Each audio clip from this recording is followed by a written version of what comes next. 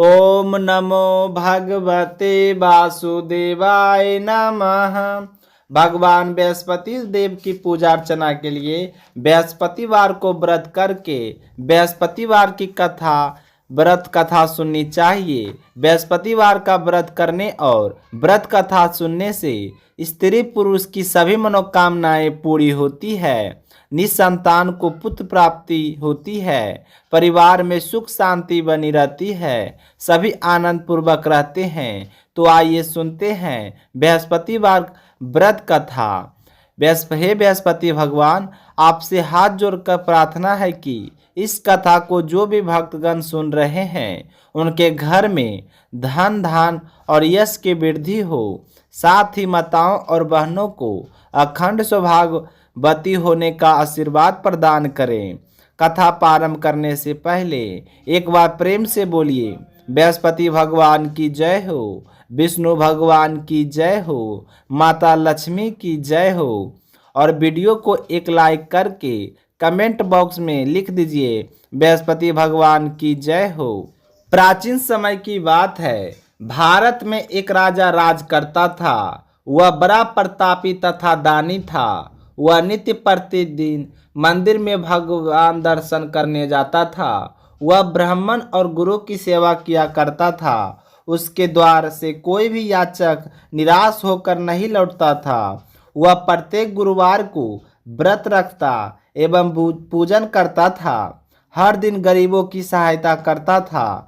परंतु यह सब बातें उसकी रानी को अच्छी नहीं लगती थी। वह ना तो व्रत करती और ना किसी को एक भी पैसा दान में देती थी। वह राजा से भी ऐसा करने को मना किया करती थी। एक समय की बात है कि राजा शिकार खेलने वन को चले गए। घर पर रानी और दासी थी। उस समय गुरु बृहस्पति साधु के रूप में धारण कर राजा के दरवाजे पर भिक्षा मांगने आए। तो साधु ने रानी से भिक्षा मांगी तो वह कहने लगी, हे साधु महाराज, मैं इस दान और पुण्य से तंग आ गई हूँ। इस कार्य के लिए तो मेरे पति देव ही बहुत हैं। अब आप ऐसी कृपा करें कि सारा धन नष्ट हो जाए तथा मैं आराम से रह सकूं। तो साधु रूपी बृहस्पति देव ने कहा, हे देवी, तुम बड़ी विचित्र हो। संतान और धन से कोई दुखी नहीं होता, इसको सभी चाहते हैं। तो पापी भी पुत्र और धन की इच्छा करता है। अगर तुम्हारे पास धन अधिक है तो भूखे मनुष्य के भोजन कराओ, प्याव लगवाओ, ब्राह्मण को दान दो, धर्मशाले बनवाओ, कुआं तालाब बाग बगीचे आदि का निर्माण कराओ तथा निर्धनों की कुंवारी कन्याओं का विवाह कराओ, साथ ज्ञान आदि करो। इस प्रकार के कर्मों से आपके कुल का और आपका परलोक में सार्थक होगा एवं स्वर्ग की प्राप्ति होगी। परंतु रानी साधु की इन बातों से खुश नहीं हुई। उसने कहा, हे साधु महाराज, मुझे ऐसे धन की आवश्यकता नहीं है जिसको मैं अन्य लोगों को दान दूं तथा जिसको रखने और संभालने में ही मेरा सारा समय नष्ट हो जाए। तो साधु ने कहा, हे देवी, यदि तुम्हारी ऐसी ही इच्छा है तो जैसा मैं तुम्हें बताता हूँ तुम ऐसा ही करना। बृहस्पतिवार के दिन घर में गोबर से लिपना और अपने केशों को पीली मिट्टी से धोना। केशों को धोते समय स्नान करना। राजा से कहना वह हजामत करवाए और भोजन में मांस मदिरा खाना। कपड़ा धोबी के हाथ धुलने देना। इस प्रकार 7 बृहस्पतिवार करने से तुम्हारा सारा धन नष्ट हो जाएगा। यह कहकर साधु महाराज रूपी बृहस्पति देव अंतर्ध्यान हो गए। रानी ने साधु के कहने के अनुसार 7 बृहस्पतिवार तक वैसा ही करने का विचार किया। तो साधु के बताए अनुसार कार्य करते हुए केवल 3 बृहस्पतिवार ही बीते थे कि उसकी समस्त धन संपत्ति नष्ट हो गई। भोजन के लिए दोनों समय परिवार तरसने लगा तथा सांसारिक भोगों से दुखी रहने लगा। तब वह राजा रानी से कहने लगा कि हे रानी, तुम यहाँ पर रहो, मैं दूसरे देश को जाता हूँ, क्योंकि यहाँ पर मुझे सभी मनुष्य जानते हैं, इसलिए मैं यहाँ कोई कार्य नहीं कर सकता। मैं अब परदेश जा रहा हूँ, वहाँ कोई काम धंधा करूँगा, शायद हमारे भाग बदल जाए। ऐसा कहकर राजा परदेश चला गया। वहाँ वहाँ जाकर जंगल से लकड़ी काटकर लाता और शहर में बेचता। इस तरह जीवन व्यतीत करने लगा। इधर राजा के बिना रानी और दासियां दुखी रहने लगी।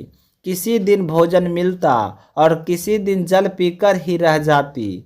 एक समय रानी और दासियां को 7 दिन बिना भोजन के व्यतीत करना पड़ा। तो रानी ने अपनी दासी से कहा, हे दासी, यहाँ पासी के नगर में मेरी बहन रहती है, वह बड़ी धनवान है। तू उसके पास जा और वहाँ से 5 सेर बेझर मांग ले आ, जिससे कुछ समय के लिए गुजर हो जाएगा। तो दासी रानी की बहन के पास गई। रानी की बहन उस समय पूजा कर रही थी। तो बृहस्पतिवार का दिन था। तो दासी ने रानी की बहन से कहा, हे रानी, मुझे आपकी बहन ने भेजा है, मुझे 5 सेर बेझर दे दो। तो दासी ने यह बात अनेक बार कही, परंतु रानी की बहन ने कोई उत्तर नहीं दिया, क्योंकि वह उस समय बृहस्पतिवार की कथा सुन रही थी। जब दासी को रानी की बहन से कोई उत्तर नहीं मिला तो वह दुखी बहुत हुई, उसे क्रोध भी आया।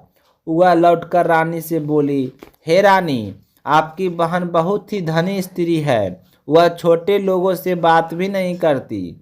मैंने उससे कहा तो उसने कोई उत्तर नहीं दिया, मैं वापस चली आई। रानी बोली, हे दासी, इसमें उसका कोई दोष नहीं है। जब बुरे दिन आते हैं तब कोई सहारा नहीं देता। अच्छे बुरे का पता विपत्ति में ही लगता है। जो ईश्वर की इच्छा होगी वही होगा। यह सब हमारे भाग का दोष है। उधर रानी की बहन ने सोचा कि मेरी बहन दासी आई थी, परंतु मैं उससे नहीं बोली, इससे वह बहुत ही दुखी हुई होगी। अतः कथा सुन और विष्णु भगवान का पूजन समाप्त कर वह अपनी बहन के घर आई और कहने लगी, हे बहन, मैं बृहस्पतिवार का व्रत कर रही थी, तुम्हारी दासी हमारे घर गई थी, परंतु जब तक कथा होती है तब तक हम लोग ना उठते हैं ना बोलते हैं, इसलिए मैं नहीं बोली। कहो दासी क्यों गई थी? तो रानी बोली, बहन, हमारे घर अनाज नहीं था, वैसे तुमसे कोई बात छिपी नहीं है, इस कारण मैंने दासी को तुम्हारे 5 सेर बेझर लेने के लिए भेजा था। तो रानी की बहन बोली, बहन देखो, बृहस्पति भगवान आपकी सबकी मनोकामनाएं पूर्ण करते हैं। देखो, शायद तुम्हारे घर में अनाज रखा हो। यह सुनकर दासी घर के अंदर गई तो वहाँ उसे एक घड़ा बेझर भरा मिला। बड़ी हैरानी हुई, क्योंकि उसने एक एक बर्तन देख लिया था। उसने बाहर आकर रानी को बताया। दासी अपनी रानी से कहने लगी, हे रानी, देखो, ऐसे हमको जब अन्न नहीं मिलता है तो हम रोज ही व्रत करते हैं। अगर इनसे व्रत की विधि और कथा पूछ ली जाए तो उसे हम भी किया करेंगे। तो दासी के कहने पर रानी ने अपनी बहन से बृहस्पति व्रत के बारे में पूछा। तो उसकी बहन ने बताया, हे रानी बहन, बृहस्पतिवार को सूर्योदय से पूर्व उठकर स्नान करके बृहस्पतिवार का व्रत करना चाहिए, लेकिन उस दिन सिर नहीं धोना चाहिए। बृहस्पतिवार के व्रत में चने की दाल और मुनक्का से विष्णु भगवान का केले के वृक्ष की जड़ से पूजन करें तथा दीपक जलाएं। उस दिन एक ही समय भोजन करें। भोजन पीले खाद्य पदार्थ का करें तथा कथा सुने। इस प्रकार करने से गुरु भगवान प्रसन्न होते हैं, अन्न पुत्र धन देते हैं, मनोकामनाएं पूर्ण करते हैं। व्रत और पूजन की विधि बताकर रानी की बहन अपने घर लौट गई। रानी और दासी दोनों ने निश्चय किया कि बृहस्पति देव भगवान का पूजन जरूर करेंगे। 7 दिन बाद जब बृहस्पतिवार आया तो उन्होंने व्रत रखा। घुड़साल से जाकर चना और गुड़ बीन लाई